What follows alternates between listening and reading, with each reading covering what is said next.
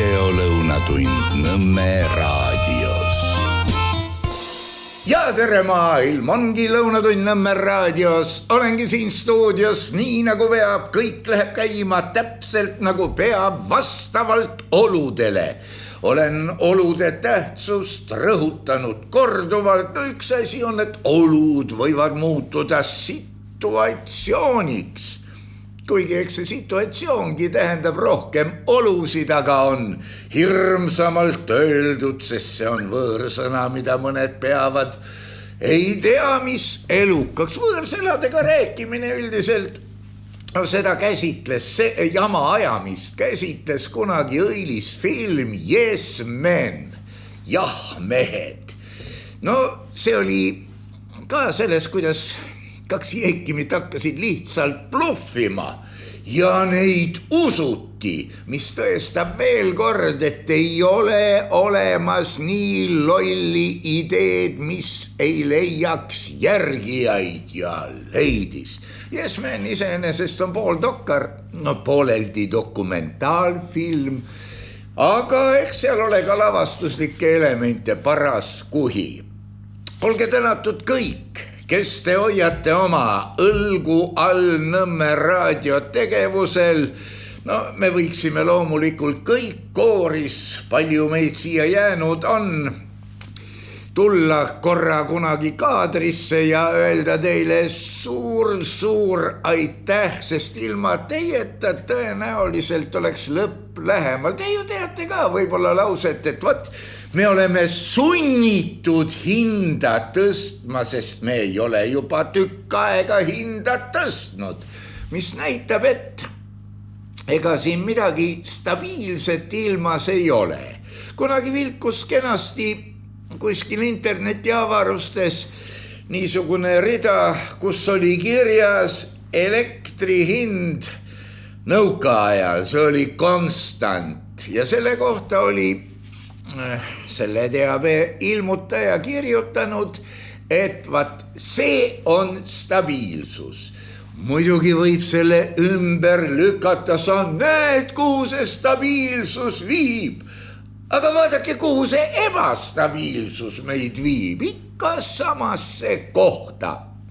Sest lugu ongi selles, et meie usk on rahausk ja raha eest me hoolitseme, raha me teenime ja nii edasi. Isegi kirikutes on ju annetused, sest ka kirik jumala armust ei pea vastu kuigi kaua. Aga olge tänatud, sest te lükkate ümber ja samas ka mõneti tõestate oma tegevuse, oma toetustega, et kui läheb pimedaks, lahkub su juurest ka su vari. No see on vist araabia vanasõna, aga kuni vari pole lahkunud, seni me jätkame. Ja nii nagu tavaliselt peaks tulema igal nädalal esmaspäeval ekraanile Andres Rait, teisipäev on hetkelna hõredam koht, mida ma täidan ise nii palju kui maitset ja fantaasiat jagub, eks ma püüan ka üht-teist selgitada, õpetada, aga noh, kas sest kasu on, sest eks koomik ju teeb pulli, mitte ei räägi mõistuse pärast juttu. Kolmapäeviti herdoktor Viktor Vassiljev, keda nüüd on hakatud paremini mõistma ja kommentaarides kiitma. Kõige rohkem kommentaare saab, ei saa. Teisel kohal kommentaaride arvult on ei keegi muu kui härra Igor Gräzin, kelle kohta öeldakse, et juut, vabamüürlane, kommunist, kurat teab mis liberast ja nii edasi, aga vaat igal pool on see tõetera ja ma tean mitmeid Hollywoodi filme, mis on jamad algusest lõpuni tuttava skeemi järgi üles ehitatud, aga kus on 2-3 rida dialoogis mis on seda väärt, et filmi vaadata ja oodata, millal tuleb nüüd asja uba, mida vast. No see on muidugi ülbelt öeldud, peale minu naljalt keegi ei märka, sest dialoog see on ja aga on ka neid lõike, mis näiteks taksojuhi nimelises filmis ammu juba. Tema ütles selgelt, et kõige kollasemas ajakirjanduses öeldakse sulle välja otse need tõed, mida ükski auväärne väljaanne oma veergudel ei ilmuta. No kas ei saa, ei taha või ema ei luba või kardab, et kui tema seda nüüd ilmutab, siis rohkem tema seda ei ilmuta. Seda võib mõelda peatoimetaja, et siis läheb ta toimetusest toimetama hoopis luuaga tänavale. Ja nüüd sel reedel ei tea keda, mida, kuidas paluda, et kõik läheks õnneks, peaks ilmuma ekraanile ja mikrofoni kuuldavusse ka Kertu Luisk, kes vahepeal on saanud maha suurte vägitegudega, milleks mehed reeglina suutelised ei ole. Muidugi kui mehi kirurgiliselt töödelda nii, et ei tea, kas sitast enam üldse asja saab, siis võib olla, aga jah, päris bioloogiline mees nende tegudega hakkama ei saa. Nii nagu, võtame teine näide, maailmas on üks ainukene elukas, kes on suuteline rohust ja veest tootma elevandiluud. Mõelge selle üle.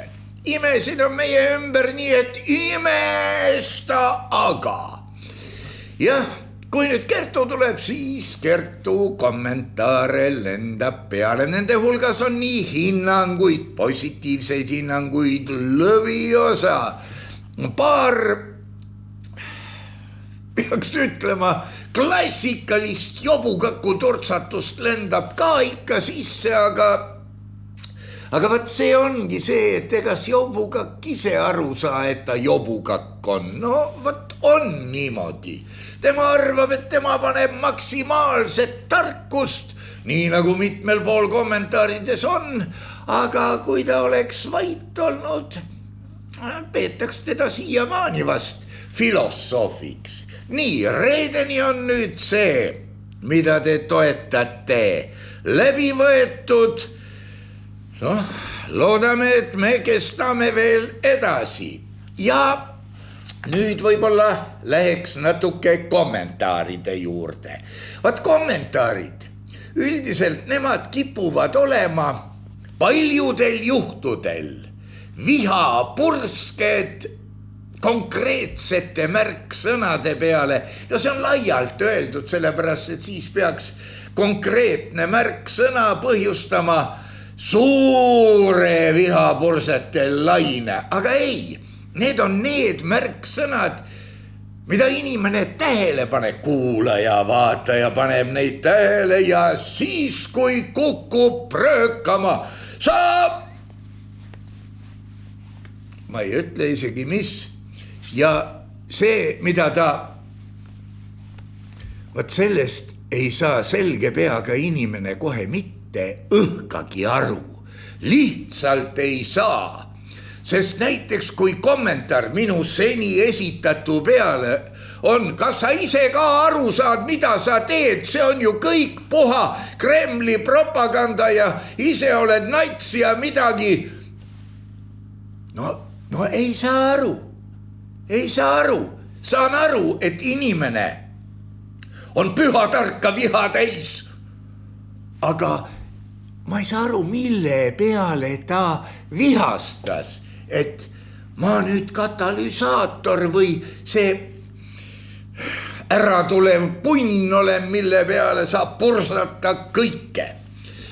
Selliseid inimesi on ja ega neid ei saa ka hukka mõista, sest nemad on selle tulemused, et olukord on nende jaoks juba situatsiooniks muutunud. Me võime selle kohta öelda nii või teisiti, aga kord prahvatab vimm, mis kogunend salaja ja see võib tähendada nii õilsat võitlust õiguse eest, kui hullumeelset amoki jooksu veits pius, et nüüd tapan kõik maha, raiste segate mind ja kasu pole sest midagi. Teised ütlevad, et lollakas, kuigi oma meelest olid see sel hetkel hirmus vabadusvõitleja ja sulle hakati vastu ainult kiusu ja represseerimissoovi tõttu ja nii edasi. Vaat see on üks nendest taustadest, millega me peame oma igapäevaelus arvestama. Olgu see siis tööl, kodus, puhkehetkel, alati võib olla see väikene vinn, mis, kui teda näppida, vallandab korraga kõik. Ja ega seda ei pidurda, selle paralleelnäide võiks olla, kas keegi teist on proovinud aevastust pooleli jätta. Nii et panete pool pauku ära ja siis ei tee midagi. Ma kardan, et seda peaks muidugi uurima doktor Viktor Vassiljevilt, see võib olla kaunikesti letaalse lõpuga värk. Et jätad küll aevastuse pooleli, aga sellega paned ka punkti kogu oma elutegevusele ja hiljukesi hakkab lähenema õilis rigor mortis, mille nimelist kokteili pakuti ühes Hollywoodi multikas, Disney multikas, jah. Aga kui tulla kommentaaride juurde, on kenasid kommentaare ka minu nädalatagusele saatele tulnud ja nendest vast passibki alustada mitte selleks, et ennast kiita, vaid ka enda tähelepanu endale juhtida. Sest tead, kui sa kuuled, mida sa räägid, Jumala ees, sa saad paremini aru, mida sa räägid. Ja loodad, et teised ka, aga vaat see on juba kahtlane. Eelmine saade sai pühendatud suuresti lolluse 5 seadusele, millest ma olen rääkinud mitu korda varemgi. No põhimõtteliselt, et see lollide protsent sõltumata inimkihist on konstant, neid on ühepalju professorite ja sibide ja ma ei tea, kelle hulgas, lihtsalt nad on. See on nagu isikliku äpardumise protsent. Ja pole midagi parata.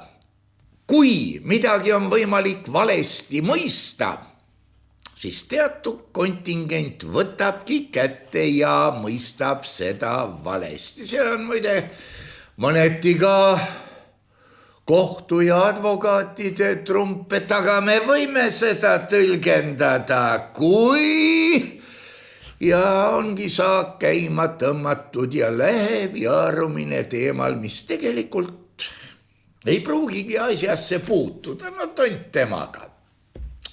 Me teame, et on olemas elu 24, toru abi 24 ja terve hulk 24 lõpuga üksusi ja esimene kommentaar, mille võtan ette, igati mõistlik ja hea, selle on kirja pannud Kristjan 24. No siin võiks teha mingisuguse pläkikese vahele, et te proovige ise 24/7 Kristjan olla. Aga ei ole vaja solvuda, see niisama lõõpimisi öeldud. Nii nagu tegelikult saatele tuli ka kommentaar, ma rääkisin siin setodest ja olid vist setod ja Bismarckist. Ja keegi võttis sõna sabast, ei no kui setod tõesti Bismarckile vihjavad siis ja tema järeldused olid head, andekad, vaimukad, loogilised. Ja kõige kuradim on see, et kui naljas leidub loogikat, Vaat see on see, mille peale mängis Herr Hitchcock oma õudusfilmides. Aga kirjutas Kristjan nii seekordsest tänuväärselt vihastavas tiraadis. No näed, on esitatud kriitilise tähtsusega küsimused, millest peaks lähtuma iga demokraatlik ühiskond. Kui ma seda lugesin, siis esimese hooga tekkis mul kohe laksti küsimus. No, ka mina reageerin sõna peale, mille ma ära tunnen.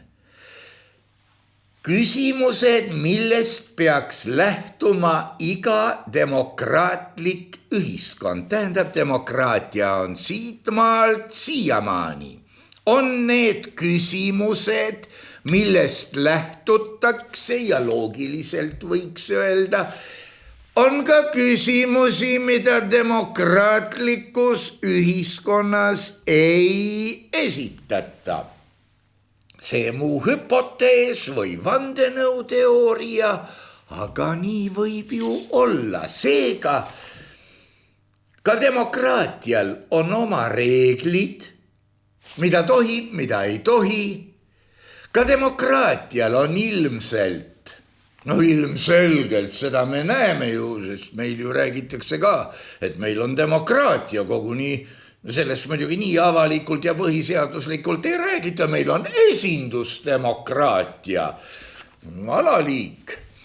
Ja kui demokraatiates on oma hierarhiad, et märgates kaasvestleja paguneid, ajad selja sirgu või telefonitsi vesteldes samuti kummardad, noogutad, naeratad just nagu ta näeksin. No muidugi see tehniliselt võimalik praegu telefonikõne ajal end ka teistele ilmutada, aga jah. Sellega ütleb Kristjan välja, et demokraatlikul ühiskonnal on vinged reeglid. Selge see, sest demokraatiast anarhiani on pikk tee minna. Anarhia iseenesest eeldab tarku, haritud, hästi kasvatatud inimesi, et ta end ära ei tapaks. Anarhismi teoreetikud, jah, palun, Proudhon, tema elab meis siiamaani edasi, nii et pole hädagi, ja anarhismi praktik oli ju Batka Mahno, ka sugugi mitte rumal inimene. Uurige ise, mis nad tegid, miks nad tegid, mis neist sai. Ja ütleb siin siis Kristjan kenasti, et mõeldes Marguse väite peale, et tehisintellekt sulgudes oma rumaluses, küsimärk otsas, nivelleerib kogu inimaru harju keskmiseks, siis tekib küsimus, kuidas toimis ja arenes inimkond enne seda. Kas progressi veab tippteadus või lai mass, milles teadussaavutused realiseeritakse? See on võimas küsimus, sest see küsimus seab teatava kahtluse alla nii meie kui teiste haridussüsteemi, milles nivelleeritakse laia massi ja filtreeritakse sealt välja või skriinitakse, nagu viimasel ajal ka on ütlema hakatud, teatud tegelased, kes vähe sellest, et loo pähe on õppinud, sellest ka võivad tegelikult aru saada. No ja need on kaks erinevat kategooriat. Üks kategooria on see, kes õpib pähe, ütleme, kuidas lahendada A+B sulgudes ja ruudus. mida see tähendab, kuidas seda lahti kirjutada siis. Aga teine teab, miks see nii on ja suudab seda ka trigonomeetriliselt ära seletada. Seega siis tehisintellekt on nagu kummaline koduõpetaja, kes üritab sulle ära seletada asju, mida sa ei tea. Näiteks sa küsid tehisintellektilt, no ma olen nii loll, et ma ei oska küsida ka midagi õieti, sest küsimuse asetusest sõltub ju ka vastus. Kui ma küsin tehisintellektilt, kes on agressor, siis me jõuame tahes-tahtmata välja selleni, et agressor on Venemaa ja ainult Venemaa, sest nii nagu siin Herg Gräzingi rääkis, sõda, teist maailmasõda alustas ju praktiliselt, nagu tema ütles Stalin isiklikult, aga Vene väed alustasid. Ja miks nii juhtub? Sellepärast, et meil on käes pooltõde. Meil ei ole teise poole arvamust.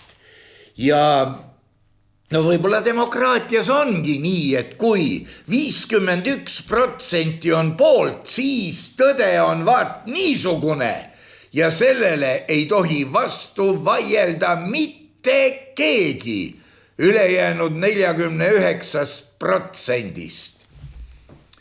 Ma ei tea, kuidas seda olukorda käsitleda, aga šanss on, et keegi kargab üle ja järgmiste valimistega on tõde juba risti vastupidine ja hakkab selline kena pulseerimine nagu õilsas teoses 1984, mille autori tõelist nime teades ja selle kaudu edasi urgitsedes võib saavutada oma aju raputavaid tulemusi.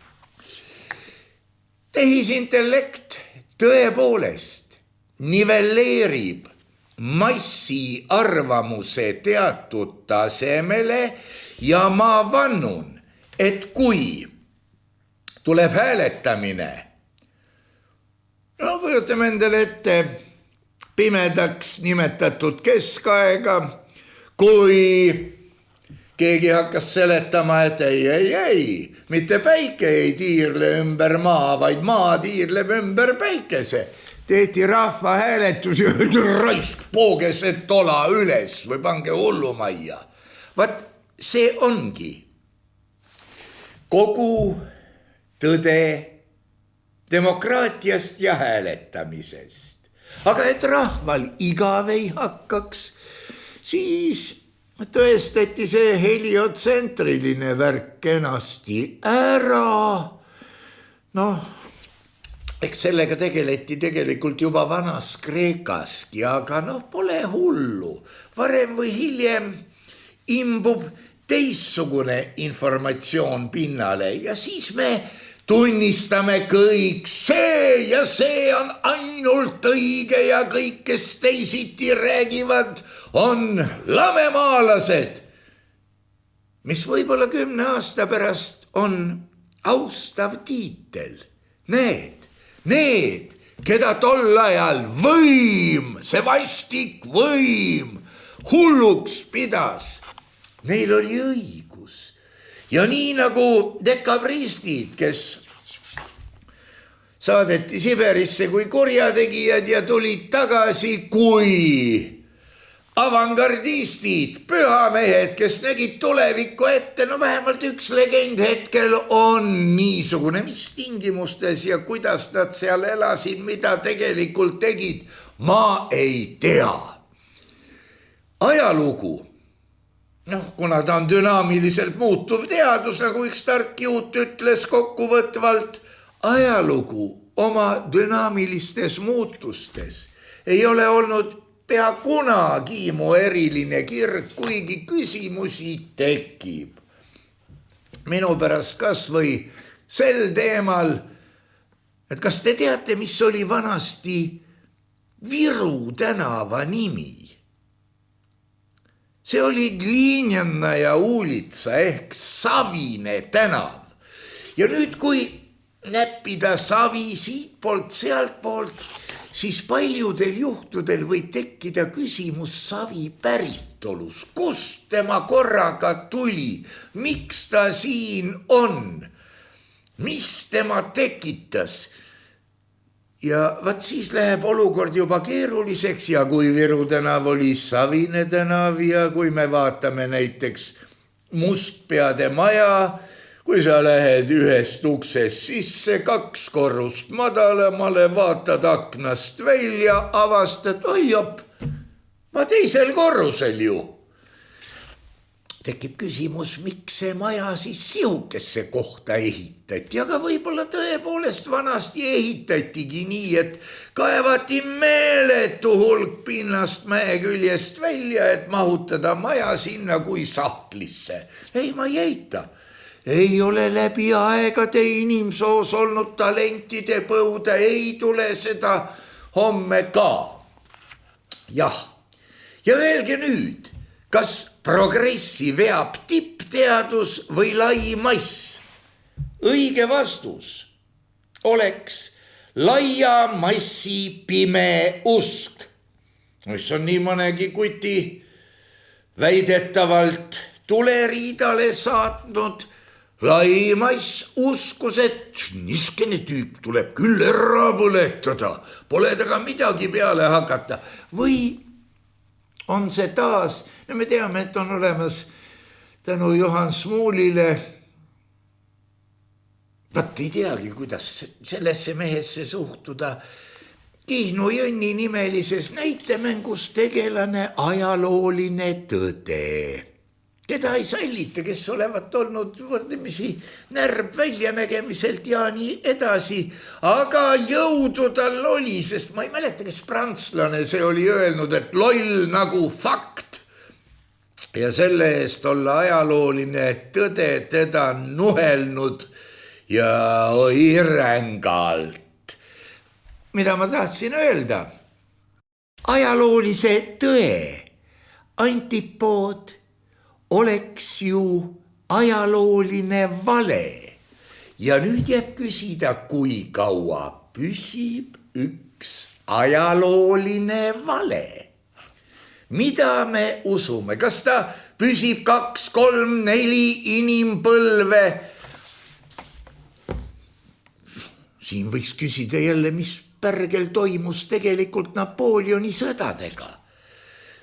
Miks siis mindi Moskva peale, kui pealinn oli Peterburis? Mis õieti toimus, kuidas Kutuzov ja Napoleon sama mündi peale sattusid, sama ausamba otsa? Eks neid ole muidugi lõhutud ka, neid ausambaid, aga mitte kõike. Sest no, eks see infolevik oli tollal ka natukene aeglasem ja me jõuamegi võib-olla, et ajaloolise Tõe juurde, et progressi veab laia massi pime usk. Ja kas see on nüüd midagi staatilist või midagi dünaamilist, ma ei oska öelda, aga keegi tingib sellega laia massi olemuse stabiilsuse. Nii et ega tippteadus ei vedanud, lai mass ka ei vedanud, lai mass tardus ja tippteadus seda enam. Ja jätkab Kristjan 24, et kui inimene järjest enam ratsionaalsena oma elu optimeerib, siis masinasse ja pilve kolimine on ainult loogiline järgmine samm. Inimkehas nukkumine jõuab valmiku koorumiseni. See võib mõjuda hirmu äratavalt, aga kellele on kasulik, et meie teadmised lähevad pilve või masinasse, et me peame panema omale ajakava kirja, millal süüa, millal juua, millal magada ja nii edasi või kui eestlane või muul viisil ja teha seda rahvuslikult ja inglise keeles, sest nii ütleb demokraatia ja nii edasi.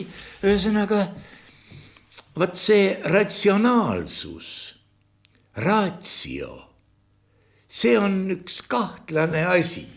Ütleb ka Kristjan, et ladina keeles tuleb mõiste ratio ehk arvutus, mõistus pinnale, siis tundub asi juba algselt tähtedes kirjas olevat. Kas mahub võimaluse piiresse, et Jumal on palumatagi meie eest juba asja jutumärkides ära teinud? Me näeme enda ümber looduse toimimist. Aga me millegipärast ei taha seda näha, tunnistada ja mõista. Me näeme, et inimesed tekivad ja kaovad. Ja me näeme ka inimese põhiomadusi, mis lähevad nagu vääramatu geneetiline liin edasi. Rumalus, ahnus, võimuiha, kõik need, mida nimetatakse, ma nüüd ei hakka ütlema, aga võtame lihtsalt terminina 7 surmapattu, kui sina nii teed, siis. Aga vaatame asja kaugemalt. Keegi ju teeb nii ja sina kobiseda ei tohi, sest tema on seatud ju meist kõrgemaks, ülemaks ja nii edasi, eks ole. Keegi võib olla ka laisk. Muide, laiskus ei saa olla surmapatt, sest laisk inimene ei viitsi ülejäänud pattudega tegeleda. Aga on, mis on. Eks seda võib tõlgendada niipidi ja naapidi, aga halvad asjad on need, mida varem nimetet laimass viljeleda ei tohi. Aga siin on muidugi kasutatud sõna tippteadus. Võib seda edendada küll, nii et vagu taga lihtsalt ongi, kuot liiket Joovin on liiket Boovi, mis Jupiterile ehk võimsaimale valitsejale on lubatud. Nimetame teda minu pärast jumalaks, nimetame teda looduseks, kõiksuseks, vääramatuks jõuks, mida tema võib. Seda sina ei või, tõmbad naba paigast ära ja kogu moos. Ära punnita. Lepi, et olud on sellised, aga püüa ikkagi kuidagi pidi sättida ennast oludest tugevamaks. See ongi üks tähtis omadus. Nii nagu ma olen siin korduvalt öelnud ka, viimane paar aastat vast ei ole ja ma ei tea, kas selles ruumis olengi, et tõeline patrioot on see, kes jääb ellu ka tänase valitsuse alluvuses.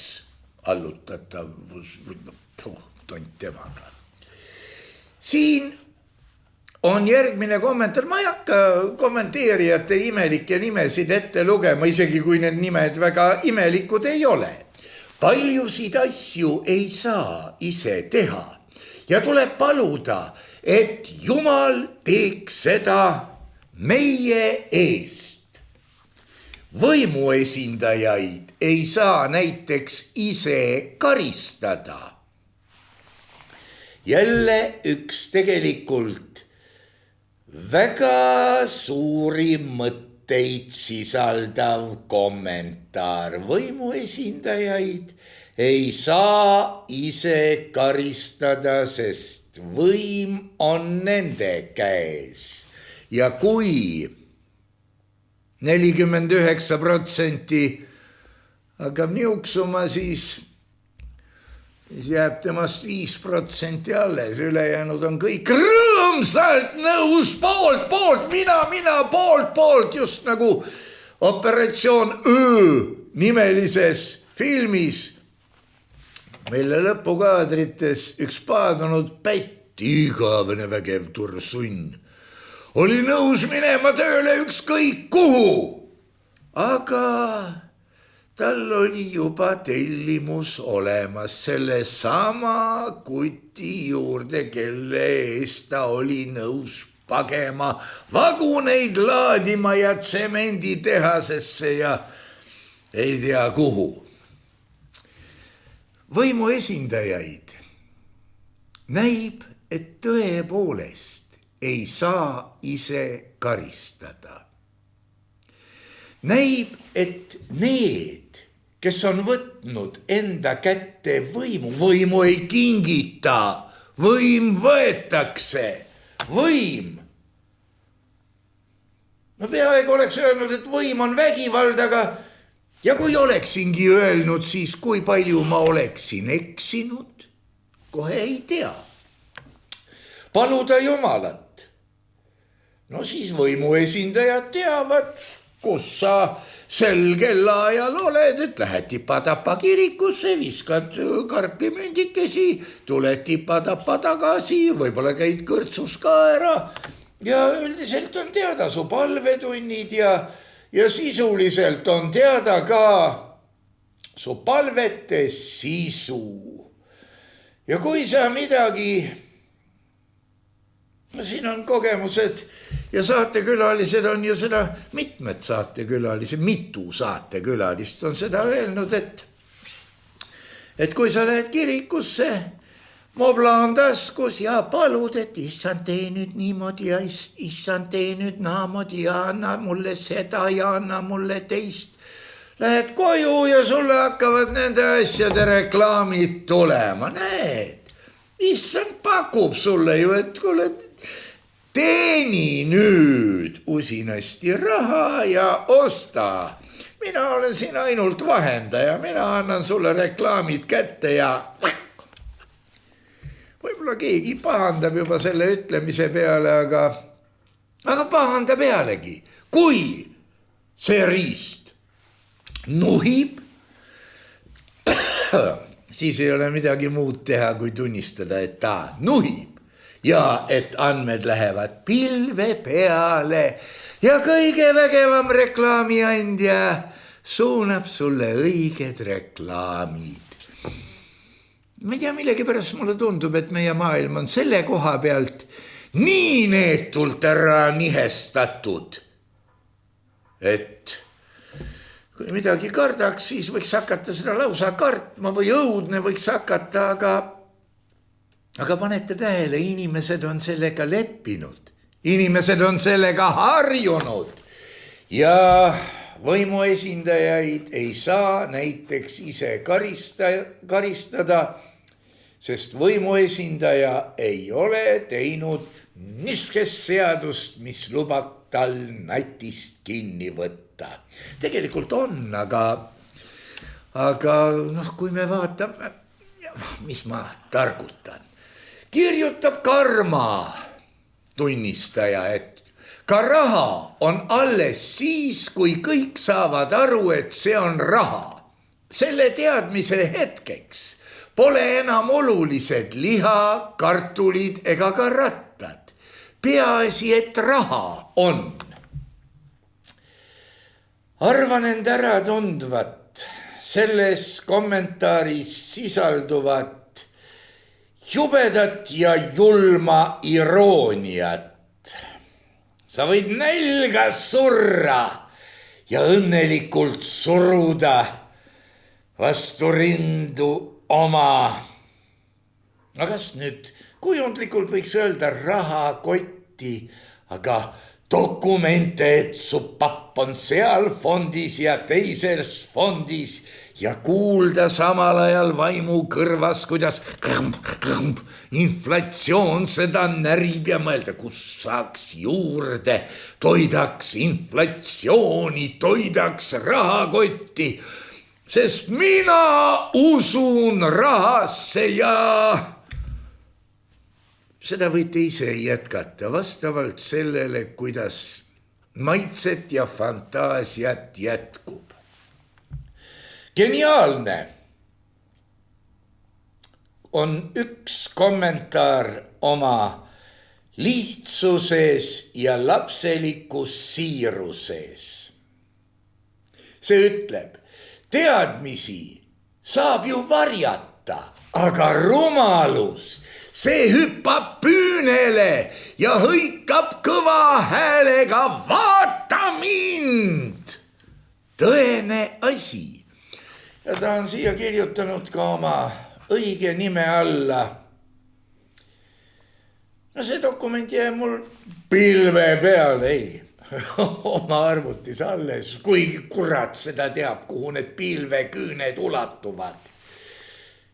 Me näeme, kuidas inimesed valimisperioodil, täiskasvanud, pealtnäha intelligentsed inimesed võivad tegeleda niisuguse kuradi jobulusega, et jääb ainult üle imestada, kuidas selline totrus suudab laiad massid nii-öelda ära rääkida. Kes käib labidaga ja teeb tööd ja kes aitab vanamutikest üle tee ja kes võtab sõna, et ma ei suuda isegi välja mõelda, mis teemal nad sõna võtavad, aga selliste sõnavõttude eest tuleks usaldada neile intiimne üksindus. Kurat, meil ei ole sihukest asutust ka enam, kuhu saaks inimesed intiimsesse üksindusse panna, sest paragrahv ütleb, et kui nad sellega kellegi elu ja tervist ei ohusta ja nad otseselt ju ei ohusta, siis ei saa midagi teha. Siis tuleb ära valida, siis tuleb imetleda, kuidas ta. Aga tõesti, teadmisi saab varjata, aga rumalust varjata ei saa. Ja nii sõidavad inimesed, kelle kehakeel lollusi tehes räägib hoopis muud, kui see lollus nõuaks. Nii saavad nad võimule ja muutuvad karistamatuteks. On ikka sõnad eesti keeles, tead, väänavad ära. Siin on üks inimene, vist Andres Raidi saatele kirjutanud kommentaari, et Margus, võtke korra ette Eesti edulugu Euroopa Liidus. Näete, me oleme selle ju ette võtnud. Me ju sellest räägimegi, aga ta ei ole nii äratuntav, et see sitt ongi Eesti edulugu. Elektrihinnad, ma parem käega ei näita, mis nurga all, muidu selgub veel, et vähe sellest, et putinist nats ka veel. No Butler, see on ju loodud nimi, niskene ilus ja kõlav. Hull küll. Me ei toida ennast ära, kuigi meil on põllumajanduslikult kasutatavat maad Pernaase. Pernaase nina peale siis võiks ju öelda ka Šnoblile, aga kas maksab? Meil on tõepoolest, meil on, aga selgub, et meil on tööjõupuudus. Meil on vaja siia igasugu võõras seltskonda, las need lollid teevad, meie hakkame laulma seda Eesti rahvalikku hümni, et hakkame mehed minema uue kodu poole kõndima. No miks? Hea küll, te võite öelda, et loll jutt ja patriotismist kaugel, ma võin siia vastu sülitada ka, et ubi bene ibi patria. Seal, kus hea, seal ongi. No patria, isamaa muidugi, ja patriotism samast sõnast. Emad käigu kuradile. No emadepäev on, aitab sellest, eks ole. No jälle asi, millega me oleme nii harjunud, et nutt tuleb peale, aga mehed ei nuta, vähemalt selle aasta käigu mehed kindlasti mitte. Kuigi võib-olla alati ka erandeid. Ei toida ennast ära, kuigi meil on maad. 17 000 lisaga läks Eestist minema. Ilmus ka ilus artikkel, et müüakse kodusid, siirdutakse välismaale, et ehk saab seal inimese moodi elada. Sündivus kukkus möödunud aastal alla 10 000 ja paljukest nende hulgas eestlasi, siis ma pean silmas tõupuhtaid eestlasi, 7 põlve võib näidata, et ma olen eestlane olnud juba vaat sellest aastast. Kuigi, mis siin pattu salata, ise ma natukene kahtlen, et vaat see Põhjasõda ja katkud ja värgid ja mis siin olid, et minu esivanemate hulgas võib olla ka hollandlasi. Aga see on juba niimoodi 1600 või kurat neid aastaarve teab. Huvitav, mis aasta oli Venemaal, mida praegu nimetatakse 1698. Mis aasta siis Venemaal õige oli? No see on konksuga küsimus, olgu ta nagu ta on. Eesti edulugu. Kas ma peaksin ütlema nagu nõukogude ajal, et Eesti edulugu on, et Eesti on suutnud vabastada Eesti eestlastest. No ei ole must huumor, mingisugune atavistlik nõukaaegne nali, no ei ole, mõned ikka on veel siin, no, ma ise ka pean, aga kauaks mindki. Samas on, mis on, aga ma loodan, et võib minna küll väga situatsiooniks, aga on meil noori naisi, kes riskivad, Kertu näiteks.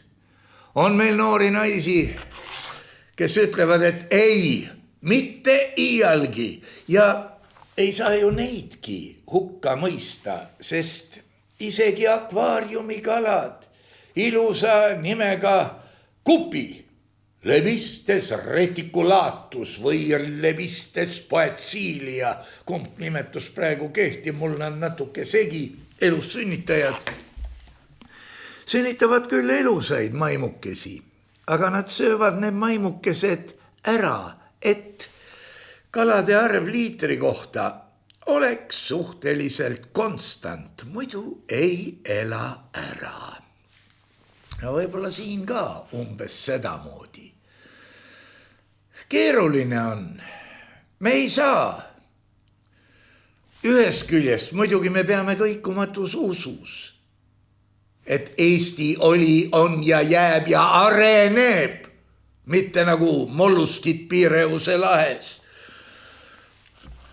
Teisest küljest me ei saa kõikumatus pimedas usus loota, et kui meie haridus on nagu Rootsis, kui meie arstiabi on nagu Ameerikas, kui meie, ma ei tea, klistiiri teeme nagu Venemaal kokteili kõrrega. Legende on igasuguseid. Missugune see tervik siis on? Ma kardan, et palju hullem kui üks kuradi känguru. Mitte, et mul midagi känguru vastu on. Aga lugege Voldemar Panso õhukest raamatukest selle nimi vist oli Maailm Arlekiini 6. Lugege seda, kuidas tema kirjeldab känguru. Ja muidugi ta ütleb väga ilusti, väga tähendamissõnalikult selle aja arvestuses, mil ta selle teose kirjutas. Et kui üks asi on niisugustest juppidest kokku pandud, ei saa ju loota, et ta hakkab normaalselt liikuma.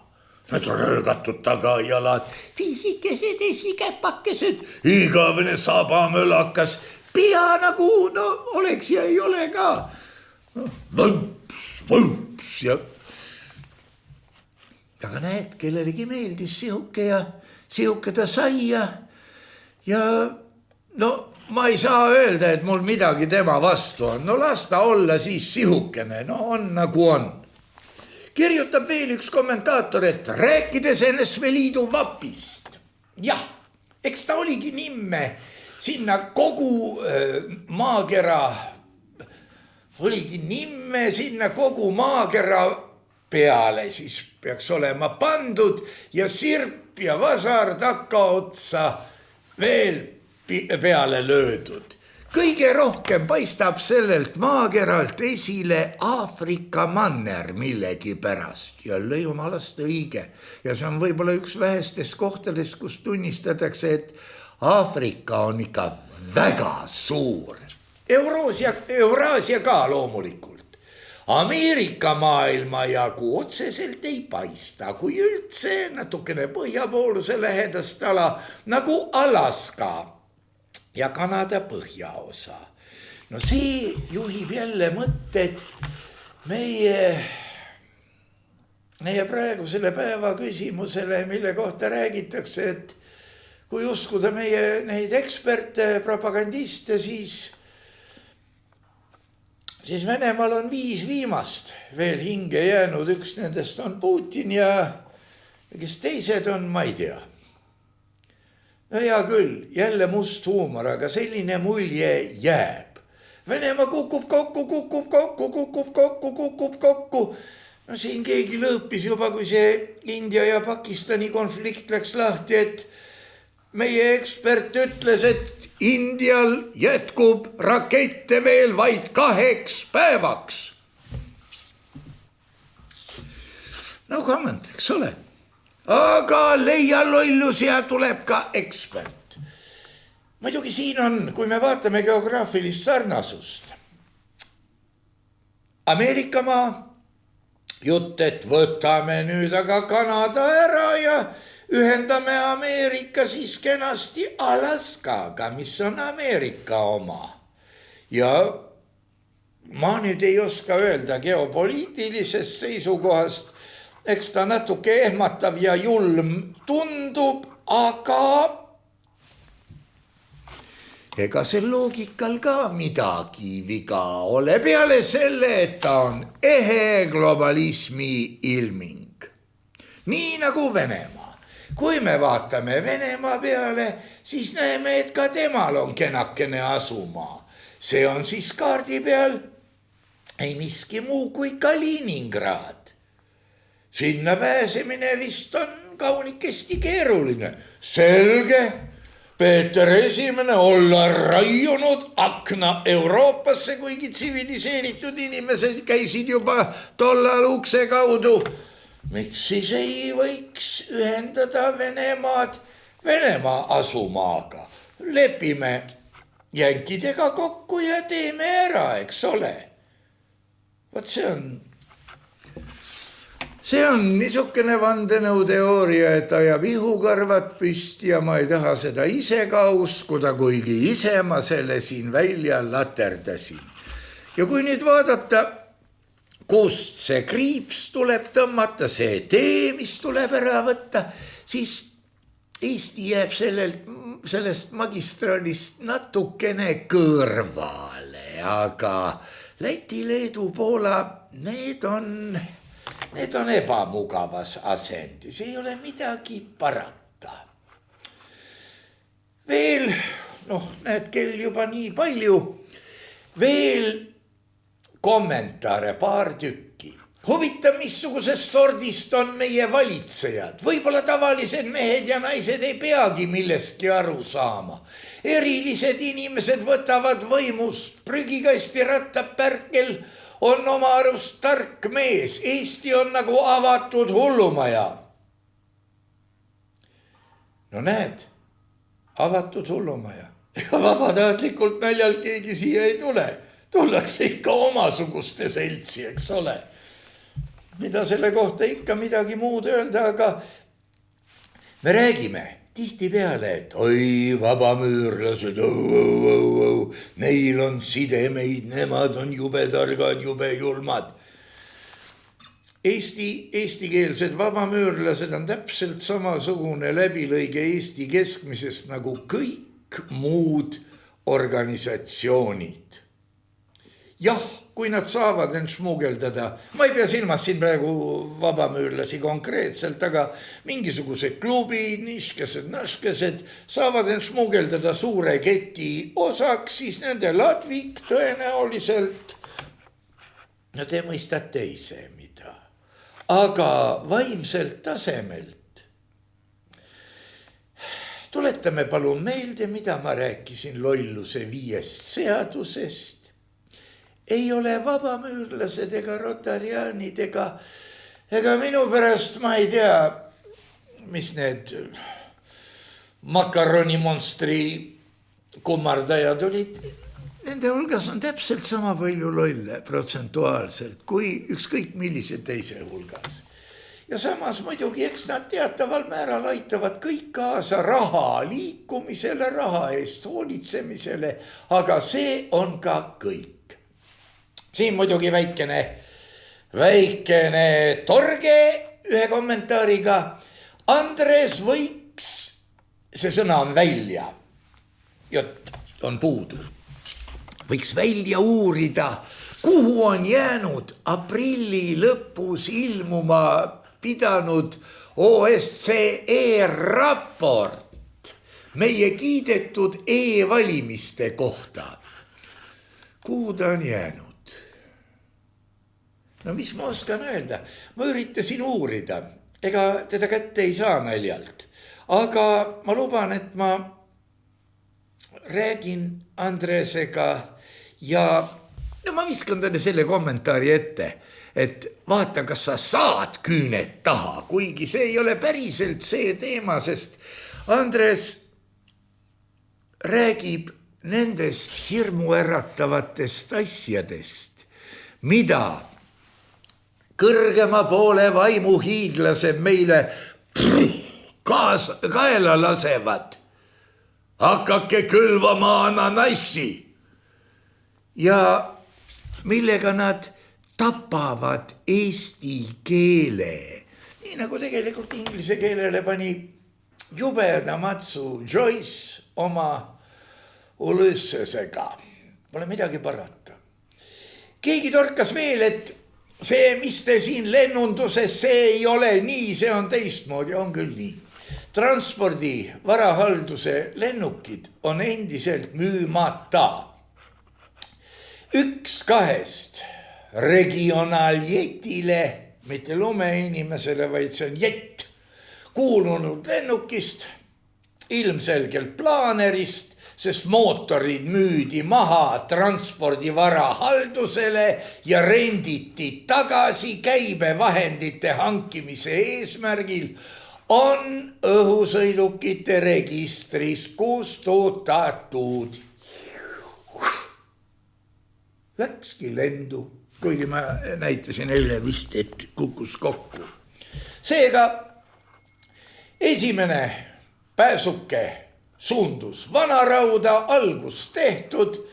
Kui need risud seal veel kaua hooldamata seisavad, tabab kõiki sama saatus. Nii kirjutas agent peaaegu sõna-sõnalt. Ja tsitaati ka all kirjutas tema juba pea 6 aega tagasi, et Nordica vastu on võlausaldajad esindanud nõudeid juba umbes 75 miljoni euro ulatuses. Me rääkisime sellest juba 3 aastat tagasi eetris. jah, üks ütleb ette ja teine mörgab eetris maha ja nii oli. Ja siis on muidugi nüüd 22. aprilli kuupäevaga Rahvusringhäälingu uudised pankrotistunud Nordicale esitatud nõuded ulatuvad 85 miljoni euroni. Me näeme, et riigifirmasid on mitmesuguseid ja tahes tahtmata libises ju läbi siin ka saates, et kuna riigifirma nõukogu koosneb enamalt jaolt ühest inimesest, ehk siis meelest see oli majandusminister ja temal on kokku leppida vaja vaid teise isikuga, tegevjuhiga, kes siis või kui eestlane või muul viisil või kuidagi veel, siis nii lähebki. Samas ega kõik ei pruugi presse minna. Nii nagu siin Nordica, võtame Eesti Energia. Selle aasta esimeste kuude kasum oli umbes 100 miljonit. 100 miljonit. See on siis 100 eurot iga täiskasvanud inimese kohta Eestis või umbes nii. Kunagi ammu sai välja rehkendatud, et Eesti Energia puhas kasum ületab tunduvalt kõikidelt eratarbijatelt laekuva summa. Aga see on Eesti Energia puhas kasum. Millelt riik teenib? Rahvalüpsilt. Silmaga näha näpuga ei ulata katsuma. Saad kohe laksti ära. Tarbija elektriarvele, see on järjekordne pealkiri, hiilivad lähitulevikus uued tasud. No need, 100 miljonit ju sai teenitud, kurat, keevitame otsa. Järgmise 3 kuuga teenime 200 miljonit. Või mis nägu ma pean siin tegema? Mul on hea, ma vaatan optikasse, mis on sama tühi kui nii mõnegi Jeekimi pilk. Tõsi, seal päris avakosmos ju välja vastu ei kiirga, aga uued tasud saab ju ja siis uued. No meil on ju olemas tarbimislaen. Laenad selleks, et seda laenu kasutada, nagu ma aru saan. Meil võiks ju tulla elektritarbimislaen. Hammaste plommimise laen vist oli kunagi vähemalt jutuks, aga ma ei tea, kas ta olemas on. Mis siis veel? Eluõiguse ostmise laen või mida? Elektrienergia, olgu ta nii roheline kui tahes, ei saa muutuda kuidagi pidi odavamaks, sest odavam saab ta olla ainult sel ajal, kui, ma ei tea, kuidas öösel tuulega on, kui tiivik töötab ja kui paneel võtab vastu päikesekiirgust. Muidugi me võime ehitada siia miljardeid maksvaid salvesteid. Pole sest kasu.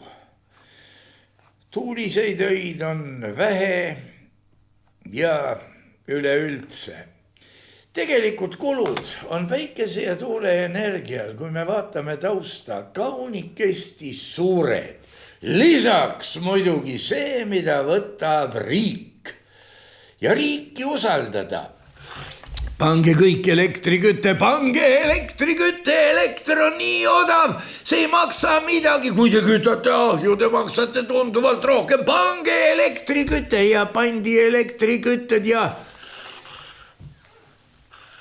oletegi lõksus, ei ole midagi parata, me ei ole elektri hinda nii ammu juba tõstnud, me tõstame ta nüüd, me tõstame ja siis me paneme juurde veel selle, et elekter voolab sinna ja selle, et traat teda hoiab, et ta saaks sinna voolata ja et post teda kannab, et ta saaks sinna voolata ja siis need isolaatori kolakad veel, et need kannataksid välja. Noh ja siis me peame panema sinna veel selle, et mõned inimesed peavad kuulama rumalate inimeste, lamemaalaste kaeblemist, et miks see kõik nii kallis on. Hiina uuring andis tulemuse, see on eelretsenseeritud väljaandes mu teada, et see niinimetatud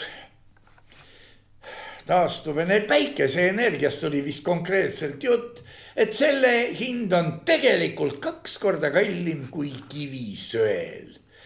Teine eelretsenseeritud uuring Saksamaalt ja oli vist Texase osariigist ka, näitab, et fossiilkütus on ikkagi kõige odavam kütus. No näed, tunnikene täis ja aeg oleks nüüd endale vesi peale tõmmata, aga ei tõmba ka. Siin on mitmel pool visatud välja päevaleht, Delfi, uudis.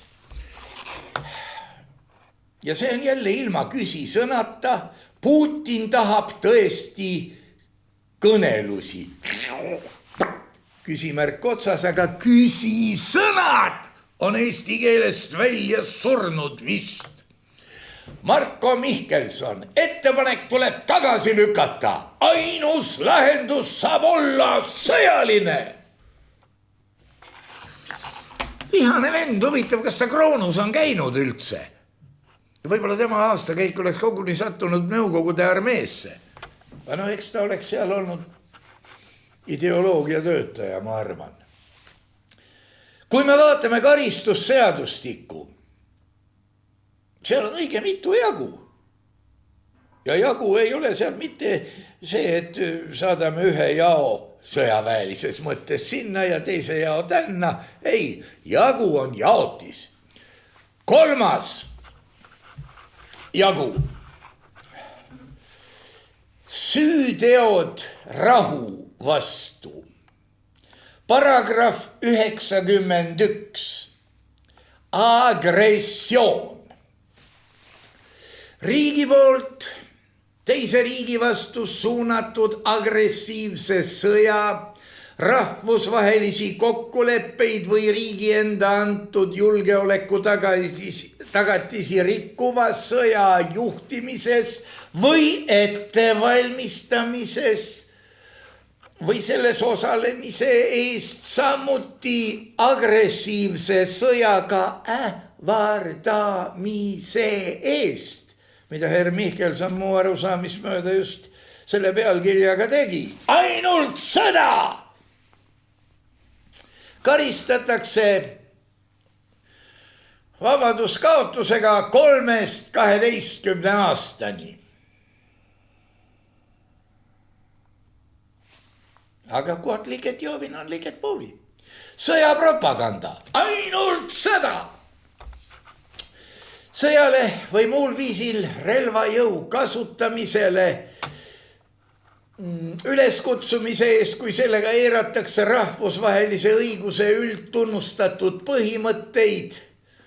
See on ka väga libe asi, see rahvusvaheline õigus. Võiks ju siin pidada pika loengu konventsionaalsest ja mittekonventsionaalsest sõjast, sõjaõigusest üldse ja nii edasi, aga see ajab hulluks. Sest lost in translation tõlkes läheb kaduma ja miks ütlevad lapsukesed, et inglise keeles on palju kergem laulda kui eesti keeles, sellepärast, et eesti keeles sõnad segavad, sa saad sõnadest ju aru ja saad aru, kui sa jama ajad. Inglise keeles ei pruugi nii väga saada, üle ühe sõna üldse ise taipad ja on nagu on. Aga jah, see üldtunnustatud põhimõtete eiramise eest rahaline karistus, asi seegi või kuni 3 aastat vanglat. Saksa keiser, kes pärgel see oli, ei tule mul meelde, igal juhul üks Saksa keiser ütles kunagi, ma tean 100 varianti, kuidas Vene karu koopast välja ajada. aga ma ei tea ühtegi varianti, kuidas ta sinna tagasi saada. Ja ma kardan, et meie propagandistid, eksperdid võivad rääkida, mida tahavad. Aga praegu on saavutatud olukord, situatsioon, mida veel 4, 5, 6 inimpõlve peavad helpima. Need, kes ellu jäävad muidugi. Raske juhtum, eks ole. Ja kuidas sa elad, kui tuli on tuha all? Ega eriti ei elagi. Kuidas sa ajad oma asju, kui sind hirmutatakse ühelt poolt, teiselt poolt, kolmandalt poolt, neljandalt poolt, kui sulle aetakse jama. Vale on kasvanud nii suureks, et selle tagasi kerimine ei tule kõne allagi. Tuleb hävitada kõik need, kes seda valet teavad ja sellesse pimedalt usuvad. See oli jube lause, aga midagi tuleb nendega teha. Muide, see viis mõtted ka India peale, India ja Pakistani konflikt. Kui me vaatame Indiat, siis neil peaks olema rahvastiku küsimus väga ränk. Sest me võime ju öelda, et hindu arvutiteadlased, oi kui targad. Mitu protsenti India rahvast üldse arvutile ligi pääseb? 3 punkti selle koha peal. Ja ma veel kord tänan kõiki, kes toetavad. Kõiki, kes vihastasid ja ei toeta. Ja kõiki, kes vaatasid ja mõtlesid, et ükskord panen ikka õla alla. Olge te kõik tänatud ja meie püha sõda läheb edasi.